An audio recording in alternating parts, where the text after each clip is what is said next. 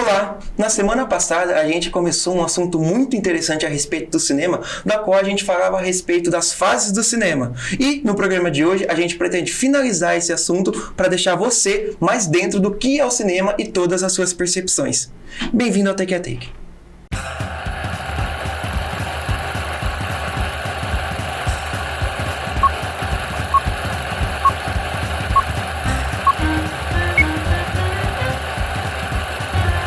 Olá novamente, eu sou o David e cá estou ele novamente com o Roberto. Bem-vindo de volta, Roberto. Muito obrigado, prazer estar aqui. E a gente está aqui de volta para finalizar o assunto que a gente começou na semana passada, que é as fases do cinema. Ou em outras palavras, como eu chamei no programa passado, qual que é a melhor fase do cinema? No programa passado a gente discutiu sobre o cinema mudo, o cinema falado e o cinema da guerra. Certo, Roberto? E hoje a gente vai dar continuidade no cinema moderno que teve início na década de 60, que a propósito, na década de 60 também começou a popularidade da cultura pop. Certo, Roberto? Que a propósito foi o primeiro programa que a gente fez aqui. Se você quiser conferir o primeiro programa nosso, é o Nascimento da Cultura Pop. E hoje a gente vai mostrar para você em forma densa, não tão densa, mas um pouco profunda, a respeito do cinema moderno junto com a cultura pop do cinema. Faça as honras. Muito bem. A gente parou na semana passada, né, nos anos 60, né? A guerra trouxe bastante desilusão. As pessoas não queriam mais aqueles filmes que fossem muito sérios ou queriam fugir da realidade. O cinema, na verdade, sempre foi, né, o que a gente chama de uma arte escapista. É aquela arte que oferece para você uma opção de realidade, uma realidade que seria melhor do que aquela na qual nós vivemos. Então, o cinema dos anos 60, ele vai trazer uma série de quebras ou mudanças de paradigma. Dentro da arte, dentro da cultura e, claro, dentro do cinema também.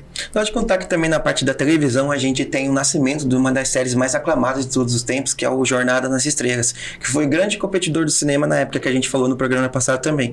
E o Jornada nas Estrelas, ele criou essa magnitude de cultura pop muito grande, que deu início nas outras franquias de cinema popular pra caramba, como Star Wars, como até mesmo De Volta pro Futuro. E o precursor da televisão, que acho que eu vou falar mais da televisão por conta do Jornada nas Estrelas, foi um dos fatores iniciais para desenvolver essa parte moderna da televisão / cinema.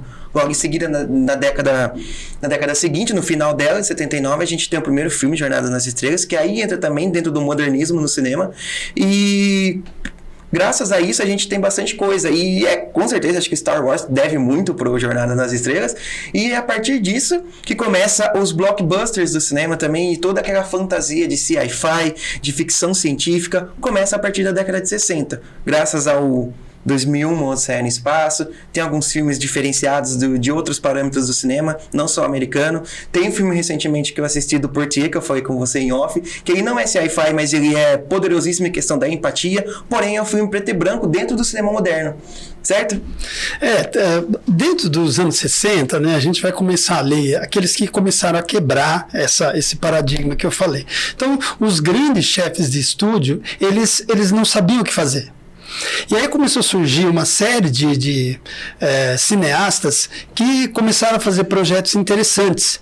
E esses filmes começaram a dar resultado. Então, embora os chefes de estúdio não gostassem dessa abordagem, eles perceberam que era o que estava dando dinheiro. Então, costuma-se dizer que eles deram a chave dos estúdios para essa nova geração. E talvez a gente vamos nomear alguns filmes aqui, né? Bonnie e Clyde, Uma Rajada de Balas, né? A Primeira Noite de um Homem. Incrível, Dustin Hoffman na juventude, fazendo muita coisa boa. E também o cinema independente com Easy Rider, que aqui no Brasil foi traduzido por Sem Destino. Dando o adendo também que foi o filme que trouxe Jack Nicholson pro cinema. Foi o filme que ele estrelou. A cena que ele monta na moto é muito boa. E a proposta, pessoal, se você está assistindo e está gostando, todos os filmes que a gente falar aqui, eu deixo todos como recomendação. Sim. Porque é uma forma sensacional de você conhecer o passado na visão de outra pessoa e também conhecer, aprender e expandir os seus horizontes de cinema. Bonnie e Clyde, Uma Rajada de Tiros, o Midnight Cowboys, que é o Perdidos na Noite, junto com John Voight e o Dustin Hoffman. A Primeira Noite de um Homem também são incríveis, mas... Então, muita coisa boa. Assim, ó, só te falar um pouquinho do Easy Rider para o espectador ter uma ideia do que foi isso. Até então, os filmes, a trilha sonora, que é uma parte importantíssima dos filmes, ela era executada por uma orquestra. Né? O filme estava passando na tela e embaixo da tela a orquestra tocando para fazer a trilha sonora, né? Era toda sinfônica, vamos dizer assim. Até que no Easy Rider, que é o Sem Destino, começa o filme, dois cabeludos andando numa moto cruzando os Estados Unidos pela Rota 66. E aí a primeira coisa que se percebe, a trilha sonora de rock and roll, o Steppenwolf, Born to be Wild, que todo mundo em algum momento já deve ter ouvido, né? Virou o lema aí dos encontros de motoqueiro, né? Então, o lema não, o hino, né? E então foi o primeiro filme a utilizar uma trilha sonora que já era feita inteiramente de músicas que já faziam sucesso nas rádios, que foram compiladas para fazer a trilha do filme. Então, isso foi revolucionário. Além do filme falar sobre drogas, né, e outras coisas ali, bem na linha de Woodstock. Com toda certeza, acho que para fechar mesmo, década de 60, que o cinema moderno ele vai de 60 a 90, né? Sim. Certo, são 30 anos de filmes que todo mundo gosta, principalmente aqueles clássicos da Sessão da Tarde. Dando um adendo na década de 70, a gente tem um grandioso Poderoso Chefão. A gente tem o início do blockbuster, que é o Tubarão de Steven Spielberg, primeiro filme de Steven Spielberg rodado na tela de cinema, que não sei se você viu um documentário no HBO Max, que fala do estresse que ele teve com esse filme, com o lançamento de Tubarão. A gente tem Rock, um Lutador, a gente tem Taxi Driver do Martin Scorsese, a gente tem muita coisa boa na década de 70. Se você gosta de algum filme na década de 70, comenta pra gente saber qual que é a sua opinião a respeito de vários filmes e o que você fala a respeito da década de 70, essa década tão poderosa do cinema. Então, olha, ainda tem um caminho para chegar em 70, né? Ó, só na década de 60, eu não vou comentar, só passar assim para a gente ter ideia do que foi mudando, né? Na década de 60, nós tivemos os filmes de espionagem, com 007, começou ali em 62, mudou muito os filmes de ação, né? Todo o paradigma dos filmes de ação. Quem nunca ouviu falar de James Bond, né? Com o Sean Connery, que foi o primeiro. Depois nós tivemos os cinemas de terror, filme de terror moderno. Sim. Abre alas ali com Psicose e depois vai para O Bebê de Rosemary e culmina, aí sim, anos 70, com O Exorcista. Sim. Né? Fazendo esse caminho aí. Depois nós tivemos no Faroeste, o Faroeste Spaghetti, que aquela versão americana já estava um pouco desgastada. Aí os italianos apresentaram uma versão do Faroeste com muito mais tiroteio, muito mais sangue. Por que acontecia isso? Porque nos Estados Unidos havia um código moral que proibia muita coisa. Então, por exemplo, se alguém desse um tiro, não podia mostrar o sangue. Né? Então alguém dava o tiro, a pessoa já se encolhia como se tivesse recebido o tiro e a cena seguia assim. O Faroeste Spaghetti começa a mostrar o tiro e a pessoa sangrando até morrer. Sim. Então, e por isso que muita gente migrou do Faroeste americano para o Spaghetti, que era o italiano. Depois nós tivemos o cinema negro, quando os negros começam a aparecer como protagonistas, né? O primeiro negro que o David falou, né? O Sidney Poitier, mas aí começam outros negros a aparecerem, só que daí num cinema mais independente. Sim. Quando viram que isso dava certo, os diretores de estúdios falaram, poxa, boa parte da população americana é negra e a gente precisa conquistar esse público aí.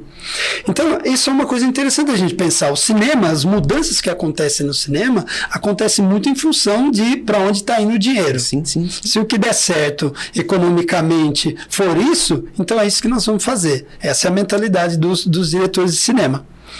Bom, daí tem o cinema explícito também. Né, com Garganta Profunda, o cinema já vai para uma outra. Veja, é o cinema na concorrência com a televisão. Sim. A televisão não podia mostrar nada explícito, já o cinema podia. Então começa com Garganta Profunda em 72 e aí o resto é história, né? Então aí de fato a gente mete o pé na porta e abre os anos 70. Com certeza abre os anos 70 e para falar muito dos anos 70 a gente tem muito para falar também como Poder Chefão, como eu disse, como Rock Balboa, como o primeiro filme de Jornada nas Estrelas, mas o década de 70 também chutou a porta porta e abriu para 80. A década de 70 correu para que a 80 pudesse andar no cinema. Que aí na década de 80, que é a minha década favorita para música, para cinema, para vestes e para vivência, eu não vivi, infelizmente, mas a gente vê em filmes e histórias do pessoal como aquela coisa foi boa. Eu sou muito fã da década de 80, principalmente meus filmes favoritos são da década de 80, e eu falo com muito... Eu encho a boca pra falar da década de 80. Nostalgia. Sabe? Eu não vivi a nostalgia, mas eu vivi a nostalgia da Sessão da Tarde, assim, pode dizer, sabe? Sim. Mas da década de 70 a gente tem alguns tópicos de filmes que, diferente da década de 80, que todo filme virou Sessão da Tarde, a maioria. Tipo, você lembra de Crew? Crew é sensacional. Eu lembro de Sessão da Tarde, Sessão sim. da Crew. Inclusive o Crew que você tem, eu que te dei. Exatamente, tá lá guardado. O Hóspede do Barulho. Pra muita gente, o melhor filme de Star Wars, Império Contra-Ataca, abriu a década de 80. O Iluminado também abriu. Ali o Kubrick começou a fazer o pezinho de meia dele. Teve o lançamento de um dos meus filmes favoritos, que é o Caso Fantasmas, também o Top Gun, também o grandioso De Volta para o Futuro. Se algum dia você, Michael J. Fox, vê esse nosso programa, só quero que vocês saibam que você mudou a minha vida de uma maneira muito grande.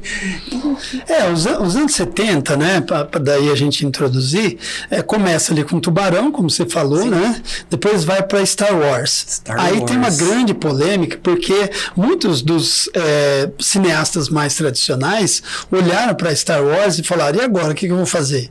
Eu não tenho, sei lá, se fosse hoje, 200 milhões de dólares para fazer de orçamento, né? Usar de orçamento para fazer um filme. Então, como é que eu vou fazer isso? Eu não tenho essa capacidade de ter esse orçamento. Então, o blockbuster, ele lançou uma nova onda em Hollywood, que agora aqueles caras que tinham pegado a chave do estúdio tiveram que devolver. Sim, sim. E aí o cinema volta, agora os diretores do estúdio falaram, bom, agora a gente já viu o que dá dinheiro, os blockbusters. E aí virou essa onda, né?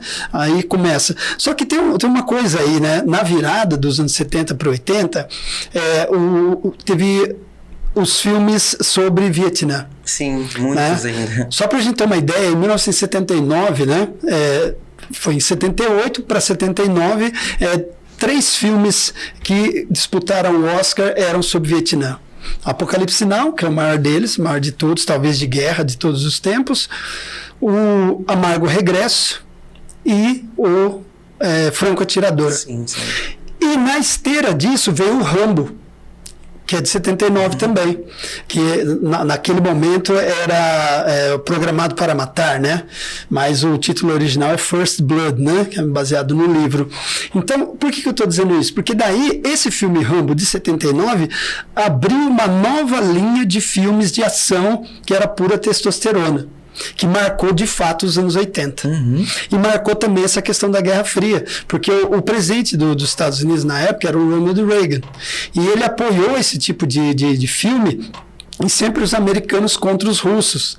Então você tem o Stallone versus o Drago no Rocky 4, e você tem o Rambo contra os russos no Rambo 2, né? Sim, sim. E aí tudo alimentado por o que começou na Guerra do Vietnã, alimentando a Guerra Fria aí pelos anos 80. Pessoal, é muita informação. Fique aí que já a gente volta, a gente vai dar um break rapidão, já a gente está de volta.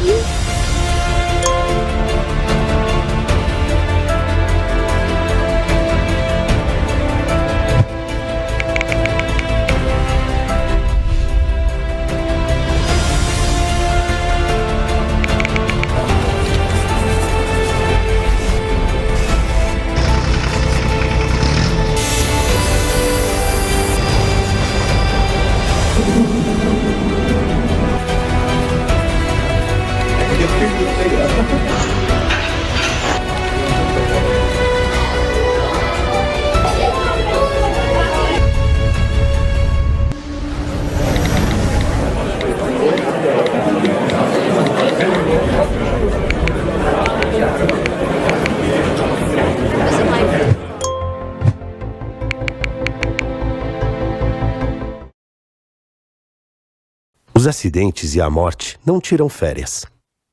A não ser que...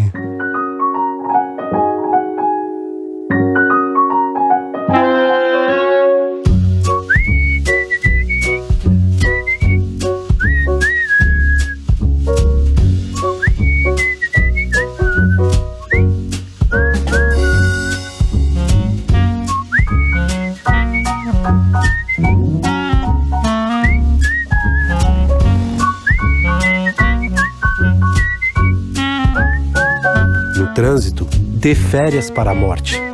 Atenção redobrada aos itens de segurança. Detran, Governo do Estado de São Paulo.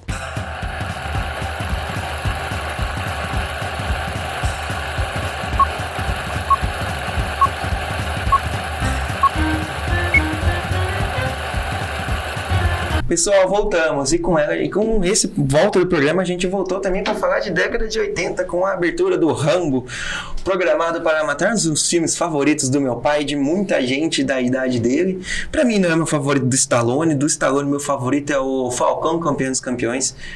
Sem contar o Rocky Balboa, mas década de 80 pra mim é um presente, porque junta Caça-Fantasmas, um filme que era pra ser terror e por fim virou comédia, Top Gun, Asas Indomáveis, sensacional filme do Tom Cruise, e a minha franquia favorita do cinema, que é o De Volta pro Futuro, um filme de Robert Zemeckis que conta a história de um menino que viaja no passado e conhece seus pais e precisa consertar os erros que ele mesmo causou. Eu não preciso falar de mais nada. É incrível, De Volta ao Futuro. Bom, além disso que você falou muito bem, né? Tem os filmes de adolescentes, né?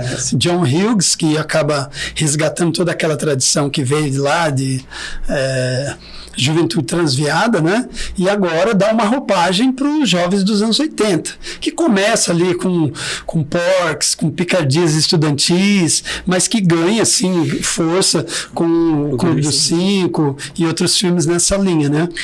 E o meu preferido, claro, é Curtindo a Vida Doidado. O meu favorito dessa parte teen é o Primeiro Ano do Resto de Nossas Vidas, do diretor Joel Schumacher. Eu lembro quando eu vi esse filme pela primeira vez, eu assisti 3 vezes seguidas. Eu apresentei esse filme pra ele e ele ligava chorando falando do filme. Que filme sensacional. Pra mim, ele só não tem tanta visibilidade porque ele fica na sombra do Clube dos Cinco, que é do mesmo ano, e é do diretor Joel Schumacher, porque, sim, por incrível que pareça, é o mesmo diretor de Batman e Robin, que lançou uma década depois, mas Clube dos Cinco, Curtindo a Vida Doidado, Gatinhos e Gatões, Manequim, A Garota Rosa Shocking, Namorada de Aluguel, isso mesmo, Que Horas Te Pego, Te Pego Lá Fora, Te Pego Lá Fora, que ela Te Pega da Jennifer Lawrence, Te Pego Lá Fora, são filmes que realçam a juventude na década de 80, que a gente, até quando vai passando os anos, a gente fica feliz em assistir. São os chamados filmes de escola, né? Sim. Então, basicamente, são adolescentes no contexto da escola, porque ainda mais nos Estados Unidos, né? Quando você é adolescente, você passa a maior parte do seu dia na escola. Então, os dramas são todos ali, né?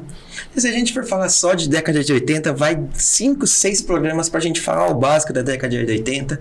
Tem muito classic rock também na década de 80. E os filmes, quem gosta já sabe do que eu tô falando. E por fim, lá na década de 90, essa parte do cinema moderno, ela tem fim para iniciar novamente o cinema pós-moderno, que é da década de 90 até os dias de hoje, que a gente vive, que a gente vê, assiste, que hoje em dia, obviamente, o cinema é predominado pelo grande blockbuster. A Marvel Studios está aí para provar. E na década de 90 a gente também tem muito filme blockbuster, principalmente a evolução do gênero trash, graças ao Pânico do Ghostface.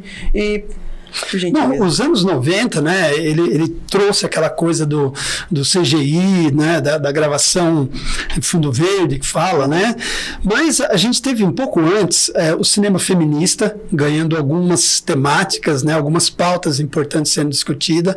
Acho que o filme mais importante ele seria Thelma e Louise. Eu ia falar Thelma e Louise mesmo. Né, mostra ali 2 mulheres tentando se emancipar desse mundo patriarcal, né, um mundo criado pelo homem, e o final do do filme muito emblemático até hoje, quem não lembra, né? Quem viu o filme, aquela música, aquele carro, enfim, não vou dar spoiler, mas como é um filme de mais de 30 anos, se você ainda não viu, fica aí a dica, você precisa ver.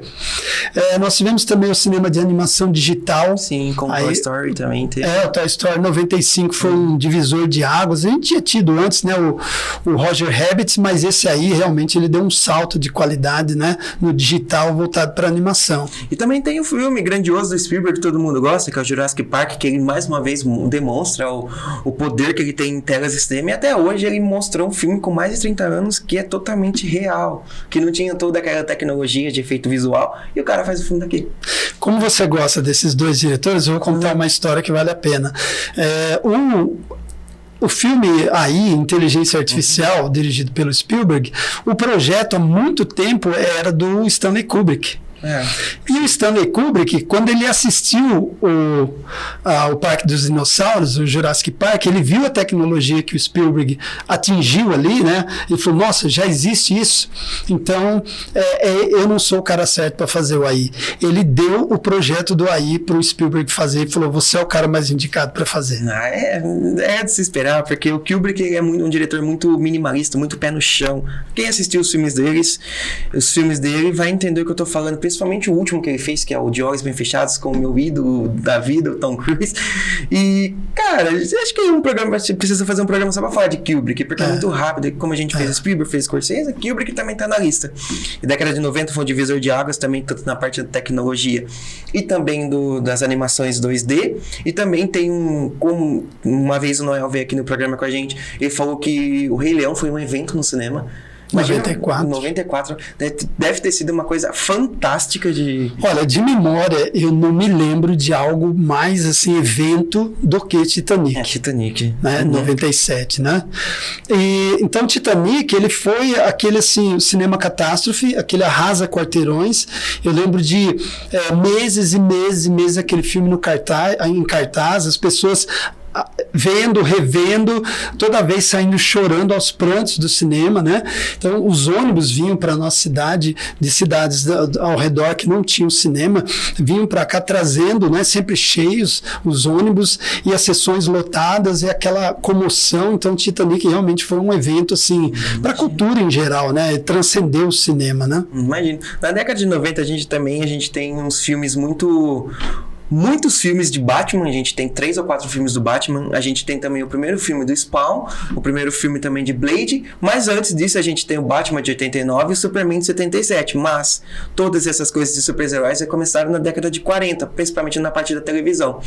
E no divisor do milênio, de 99 a 2000, começou essa era de super-heróis.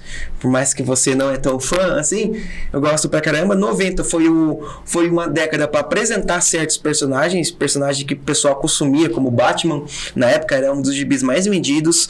O Spawn também foi muito vendido. E por fim, a gente tem também os X-Men, que começou nos anos 2000, que foi a Century Fox ali, começou a crescer, fazer os seus caminhos na parte de blockbusters. E sem contar na parte de 90 também, que o Blade é sensacional. Deixa eu só explicar uma coisinha conceitualmente, né? Se o moderno se afirmou como uma tendência para negar o que era ultrapassado, o que era visto como arcaico, antigo, o pós-moderno é muito difícil definir o que seja, né? O pós-moderno, ele é uma série de rupturas com aquilo que é moderno, mas também é uma série de colagens. É como se você pegasse, vou dar o maior exemplo de todos, é o Pulp Fiction do Tarantino. Sim. O Tarantino, que é um cinéfilo assumido, todos os filmes dele são uma carta de referências, né? Uma colagem, é um grande painel onde ele faz uma série de colagens de todas as referências que ele teve no cinema, na música. Inclusive, ele não gosta de pegar música nova para os filmes dele, que ele fala, poxa, já tem tanta música boa, né? É só pegar o que já tem aí e trazer para o cinema, né? Ele não gosta dessa coisa de elaborar uma trilha sonora original para o filme. Ele fala, não, o que está lá nos anos 70, 80 já era tão bom. Então, o cinema pós-moderno, ele vai se destacar por isso. Vai ser, assim, o desgaste do moderno, não é nem ultrapassado, mas é um desgaste natural do moderno, e essa onda de referências que é o pós-moderno, ou seja, pegando tudo que vem lá de trás e ressignificando, dando uma nova roupagem para uma série de coisas, né? Eu tenho uma sensação de que eu acho que a década de 90 é a década mais underground do cinema. Eu sempre pensei isso. Se você perguntar pra mim, eu não sei explicar. Eu acho que é underground por conta de alguns filmes que denominam. E o que você já falou de Tarantino, eu queria fazer uma pergunta. Qual que é o teu filme favorito do Quentin Tarantino? Eu tenho que falar assim, o que causou melhor impressão, né, quando eu assisti. Então, quando eu assisti, assim, o que mais me pegou foi o Bastardos Inglórios. Pra mim é Os Oito Odiados. As conversas daquele filme é incrível demais. E sabe por que o Bastardos Inglórios me pega?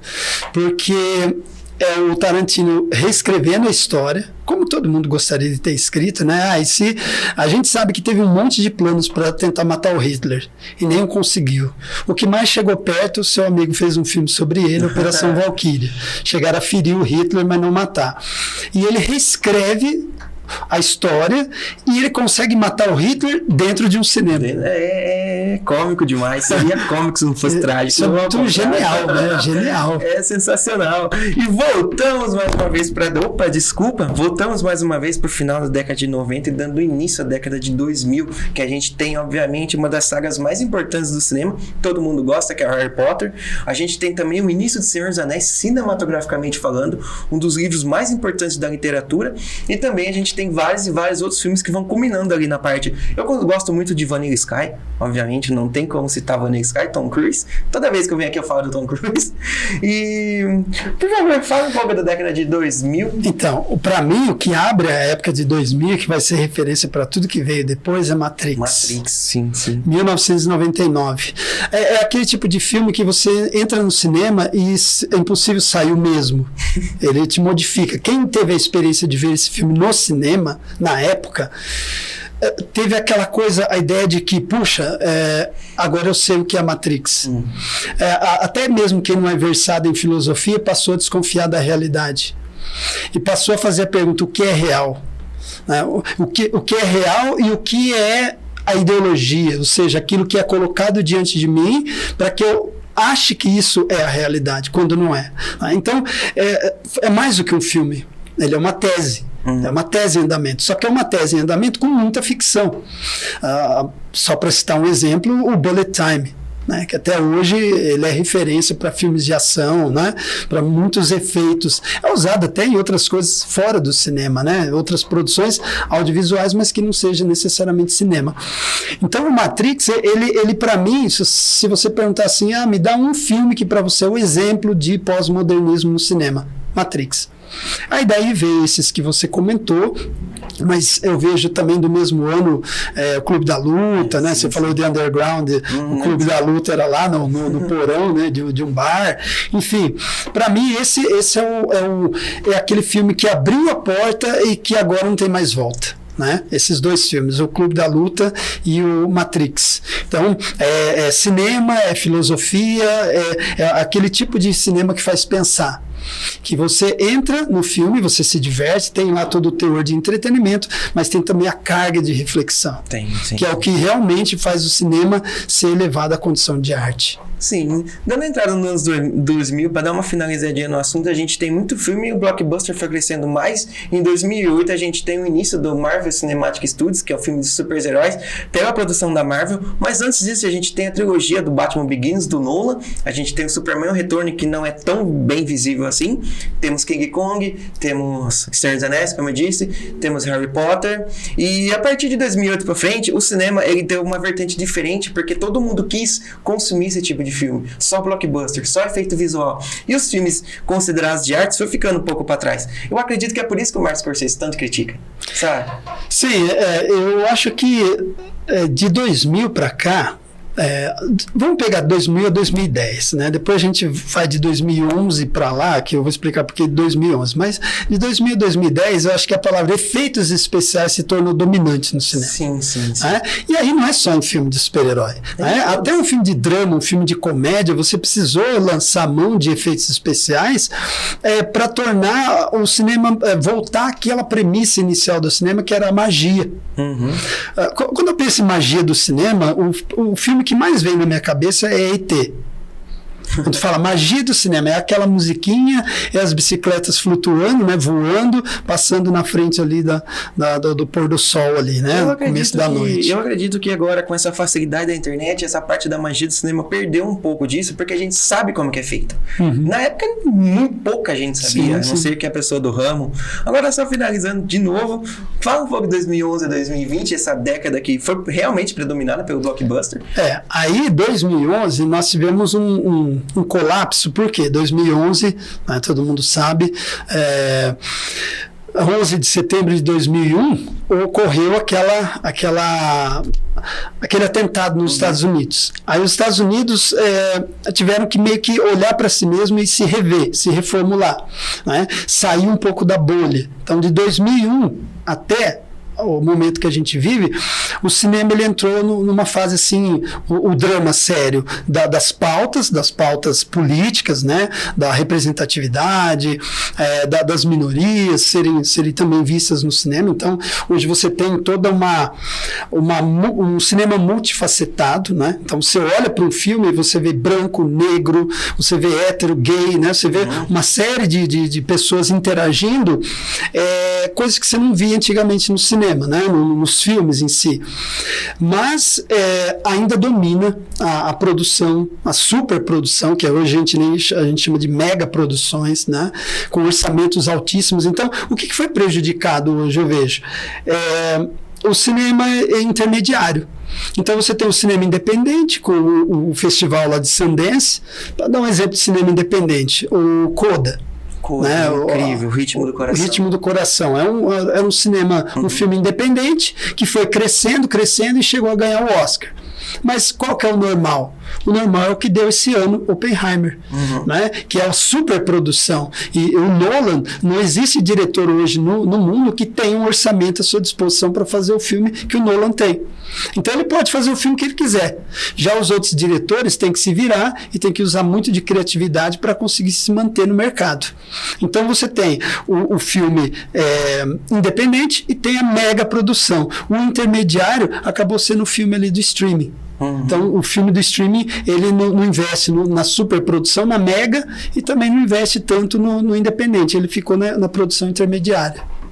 Na produção intermediária, para finalizar, a gente contou para vocês a respeito de todas as fases do cinema, e agora eu termino o programa te fazendo a pergunta: qual que é a melhor fase do cinema para você?